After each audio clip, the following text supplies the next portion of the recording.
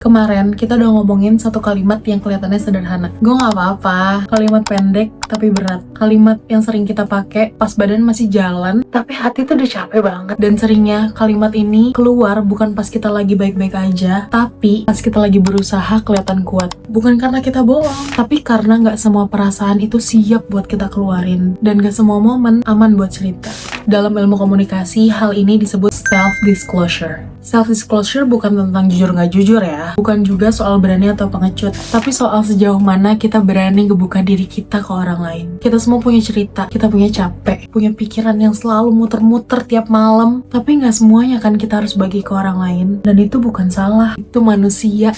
Dalam teori komunikasi ada yang namanya Johari Window. Di teori itu ngejelasin kalau diri kita ini nih punya beberapa bagian. Ada bagian diri kita yang terbuka, yang maunya tuh cerita ke orang. Ada juga bagian diri kita yang tertutup banget, yang orang lain gak boleh tahu sama sekali. Ada juga bagian diri kita yang kita nih gak tahu justru, tapi orang lain bisa lihat. Dan satu bagian lagi yang sering banget kita suka random rasain adalah kita gak tahu, orang lain gak tahu, tapi perasaan lo amburadul. Lo pernah ngerasain gak? Semua perasaan itu bukan karena drama, tapi karena kita tuh belum siap buat cerita lebih jauh tentang perasaan kita.